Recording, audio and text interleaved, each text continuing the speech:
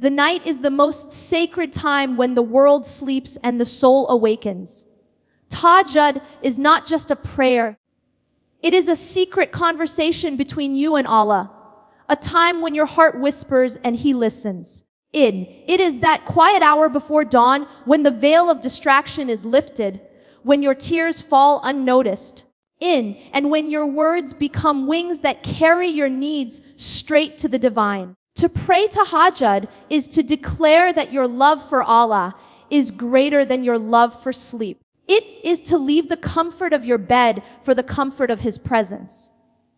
When you rise in those moments, you are not simply performing a ritual, you are answering a call.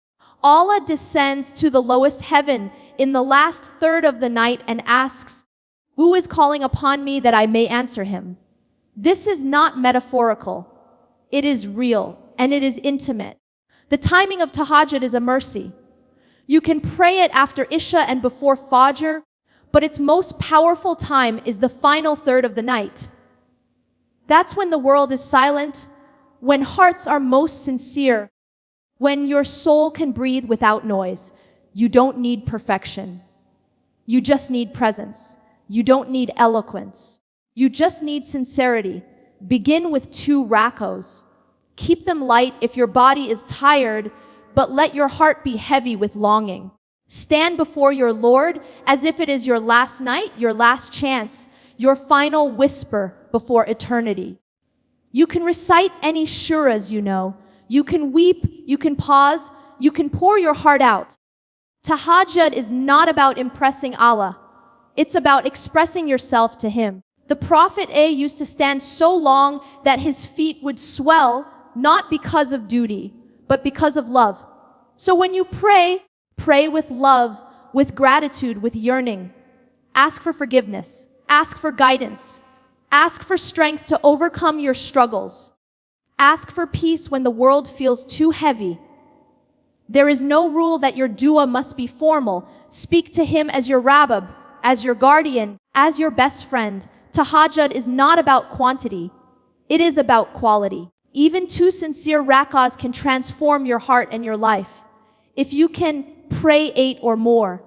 But remember, Allah looks at the heart that calls upon Him, not the number of bows you make.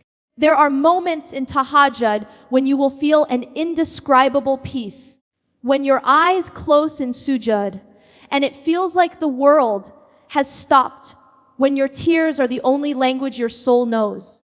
That is the essence of this prayer. It is not a burden, but a blessing. It is not a task, but a meeting. And when you finish, when you sit quietly before Fajr, you realize something beautiful. You didn't just pray, you connected. Tahajjud is the prayer of the lovers of Allah. It is where broken hearts are healed, where lost souls find direction, where tired spirits find rest. So rise, even if it's for a few minutes. Whisper His name in the silence of the night. Know that He listens. Know that He responds. Know that every tear, every sigh, every word uttered in tahajjud is written in light. You will never regret waking up for Him, but you will regret the mornings you didn't. Because the night belongs to those who remember. Keynote 2e, the timing of tahajjud holds a secret power. The last third of the night is when Allah's mercy is closest to His servants, and every sincere call is answered. The timing of tahajjud is one of the greatest secrets of the spiritual world. It is not random that Allah chose the last part of the night as the moment to draw closest to His servants. When the world is silent, when distractions fade, when hearts are soft and the eyes of others are closed, that is when the soul finds its clearest voice. The last third of the night is not simply a period of time. It is an opening in the unseen, a door that only those who seek will find. In this time, Allah descends to the lowest heaven in a way that befits His majesty and says, "Is there anyone calling upon me so that I may answer him? Is there anyone seeking forgiveness so that I may forgive him?" This invitation is unlike any other. It is a direct call from the Creator of the heavens and the earth to you. Imagine, while the whole world sleeps, your name is being called in the unseen realm. You have been given the opportunity to respond, to be among those who rise when others rest, to be among the few who choose connection over comfort. In this sacred time, the heart becomes light. The mind, no longer cluttered by the noise of the day, can finally focus. The soul, tired from worldly pursuits, finds relief in surrender. The timing of Tahajjud is perfectly designed to bring peace to a weary heart. After the chaos of the day, this is the hour when forgiveness feels closest, when your dua flows without hesitation, and when you sense that Allah is near. The atmosphere of the night carries a special stillness. Even nature participates in this divine moment. The winds calm, the stars shimmer quietly, the darkness itself feels alive with remembrance. Those who taste the sweetness of Tahajjud know that it is unlike any other prayer. It is not rushed, it is not mechanical, it is tender, it is healing, it is love in motion. To catch the last third of the night, one can divide the time between Maghrib and Fajr into 3 parts. The final portion before dawn is the moment of mercy. You can wake 30 minutes before Fajr, or even 15 minutes if you are tired, and still catch that blessed time. The beauty of Allah's mercy is that He never demands perfection. He values effort, sincerity, and longing. Even if you manage just a few moments before Fajr, know that those seconds are precious beyond measure. They are written, seen, and valued. This is also the time when the dua of a believer is most likely to be accepted. Whatever you ask, whatever you need, whether it's forgiveness, healing, guidance, or relief, pour it out in this hour. The timing amplifies your supplication because your heart is free from pride and your surroundings are quiet enough for you to truly listen. There is something special about speaking to Allah in whispers when the world sleeps. It teaches humility, it builds trust, and it nurtures patience. Every moment of Tahajjud is a moment of grace and every tear that falls in that hour is seen by the one who knows your struggles even before you speak of them. Some people wonder why Allah chose the night, not the day, for this kind of closeness. The answer lies in silence. The day belongs to the world, but the night belongs to the soul. The stillness of the night strips away pretense. You cannot hide behind your achievements, your titles, your image. You stand before your Lord with nothing but truth. That truth, however broken, however weak, is beloved to Him. The timing of Tahajjud is not just physical, it is spiritual. It symbolizes the moment when the outer world rests and the inner world awakens. It is in this awakening that hearts are softened, sins are washed, and faith is rekindled. Those who keep this connection will testify that even one night of Tahajjud can change a person's heart. The timing becomes a rhythm of mercy, something you look forward to, something you crave. You may wake up tired, but the peace that follows those few rakas fills your soul with energy that no sleep can provide. The world will see you as calm, grounded, and glowing, not knowing that the source of that light was a secret meeting in the last part of the night. This is the beauty of the timing of Tahajjud. It turns ordinary people into extraordinary believers, not through fame or wealth, but through quiet devotion. It is in those unseen hours that destinies are changed, hearts are healed, and prayers are answered in ways that only Allah can orchestrate. When it comes to praying Tahajjud, many people ask, how many rakah should I pray? Or, what is the correct way? But the beauty of Tahajjud lies not in its structure, but in its sincerity. You can pray as few as 2 rakahs, or as many as you wish, but what truly matters is the heart that bows, not the number of times it bows. The Prophet used to pray long and deep, sometimes 8 rakahs, sometimes more, followed by witr. Yet he never set a strict limit for the believers. That freedom is mercy itself. It means that no matter your strength, no matter your schedule, you can still be among those who stand before Allah at night.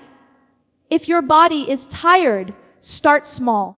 2 simple rak'ahs prayed with love are better than 10 prayed with distraction.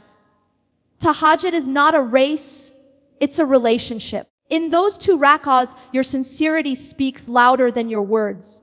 Begin by making wudu, even if the water feels cold, because with every drop that touches your skin, your sins are washed away. Stand before your Lord with humility, remembering that you have been invited into His presence while the world sleeps. Recite from the Quran whatever you know. You don't need long shuras. Even short verses recited with meaning can light your heart. Let your voice tremble with reverence, and let your sujud last as long as your soul needs. In that position, your forehead touching the ground, you are at your highest point before Allah. It is there that you pour your pain, in your dreams, your fears, and your gratitude. If you can pray more, then add to it slowly. 4 rak'ahs, 6, 8, each one bringing you deeper into peace. Some nights your prayer may feel full of focus, other nights it may feel dry. Don't let that discourage you. The night prayer is not about emotional highs, it's about spiritual consistency. Even when your heart feels empty, your effort is still seen. Even when your eyes are dry, your name is still written among those who remembered Allah in the darkness. What matters is that you showed up. Every time you stand, the angels record your effort. Every time you whisper His name, He listens. Every time you choose prayer over sleep, you grow closer to Him. You can make your tahajjud as simple or as detailed as you wish. After finishing your rak'ahs, sit quietly and speak to Allah in dua. Talk as if you are confiding in a trusted friend. Tell Him about your struggles, your confusion, your hopes. The most beautiful dua is the one that comes from the heart, not the tongue. If Arabic is difficult for you, pray in your own language. Allah understands all languages, but more importantly, He understands silence too. Some of the most powerful prayers are made with tears, not words. If you want to follow the sunnah more closely, you can pray 2 rak'ahs at a time and end with witr. The witr prayer is often called the seal of the night, in a way to complete your tahajjud with beauty and closure. But even if you only manage 2 rak'ahs before Fajr, you have tasted from the sweetness of this blessed worship. Remember that Allah does not count your prayer by quantity, but by the sincerity of your intention. 2 sincere rak'ahs in the darkness can outweigh years of heedless ritual. Each movement of tahajjud carries meaning. When you stand, it is a symbol of your readiness to face Allah. When you bow, it is a declaration of humility. When you prostrate, it is your surrender. And when you sit for dua, it is your hope. You are not just performing actions, you are telling a story, your story, before the one who wrote it. In tahajjud, time feels different. A few minutes can feel like an hour of peace. The light of your heart begins to grow. You may start feeling something shift inside you, a calmness, a quiet certainty that you are not alone. That is the gift of this prayer. It may begin as a duty, but soon it becomes a desire. You start craving that solitude with your Lord. You begin to realize that this prayer is not about seeking worldly rewards, but about becoming close to the one who controls them. So don't worry about how much to pray. Worry about being present. Worry about the quality of your whispers. Let your tahajjud be your secret, your strength, your source of renewal. Some of the greatest transformations begin with 2 humble rak'ahs prayed in tears. Tahajjud is not measured in numbers. It's measured in nearness. When you give your best in those moments, no matter how short, you are already among those Allah praises in the Quran as those who forsake their beds to call upon their Lord in fear and hope. And there is no greater honor than being counted among them. Your dua during Tahajjud is one of the most powerful of communication you will ever experience. It is not bound by language, not limited by memorized words, and not judged by how beautiful it sounds. In those sacred moments before dawn, Allah listens directly to the voice of your heart. You don't need eloquence, you need honesty. You don't need to speak Arabic if you don't know it. Speak in the language your soul understands. The beauty of Tahajjud is that it strips away formality. You are not standing before people. You are standing before the one who already knows what weighs on your heart. When you raise your hands in dua during the night, it is not a ritual gesture. It is surrender. It is hope. It is love made visible. Some people hesitate to make dua, thinking they don't have the right words, or that their sins are too many for Allah to listen. But the truth is, the very fact that you are awake, that you are drawn to prayer while others sleep, is a sign that He wants to hear from you. Allah does not turn away those who call on Him sincerely. The Prophet A said that in the last third of the night, Allah Himself asks, "Is there anyone asking so that I may give him? Is there anyone seeking forgiveness so that I may forgive him?" Can you imagine? The Lord of the worlds, the creator of galaxies and oceans, personally asking if you need anything. That is the mercy of Tahajjud. That is the power of your dua. You can ask for anything, spiritual or worldly. Ask for forgiveness if your heart feels heavy with guilt. Ask for healing if you are in pain. Ask for clarity if you are lost. Ask for peace if the world has shaken your soul. No dua is too small, no request too personal. When you whisper your worries, you are not burdening Him. You are being heard by the one who never tires of listening. The night prayer is the perfect time to open your heart because it is a time of intimacy. There are no distractions, no interruptions, no eyes watching you. You can cry without shame. You can pause without fear. You can speak freely, knowing that every word reaches Him faster than your tears fall. If you find it hard to speak, start by praising Him. Say Alhamdulillah for what you have, even the smallest things. Gratitude opens the heart to deeper connection. Then, confess your weakness. Tell Him where you failed, where you struggled, where you fell short. The moment you admit your helplessness, you invite His strength. After that, ask boldly. Ask for what you dream of, for what seems impossible. Ask for the people you love. Ask for the world around you. Allah is not limited by logic or possibility. He simply says, "Be," and it is. When you finish, send blessings upon the Prophet I, for that seals your dua with beauty. Remember, there are no specific or restricted du'as for Tahajjud. You can use the supplications from the Quran, like, "Our Lord, forgive us, have mercy upon us and guide us," or, "My Lord, expand my chest and ease my task," or you can speak freely. The most powerful du'as often come in your own language from the depths of your emotion. What matters is that they come from your heart, not your memory. And sometimes your dua might not be answered immediately. Don't let that silence make you feel ignored. Every dua is heard. Some are answered with blessings you can see, others with protection from what you cannot see, and some are saved for the day when you'll need them most. Allah's timing is perfect. Your role is not to control the outcome, but to trust His wisdom. Keep asking, because the act of asking itself brings you closer to Him.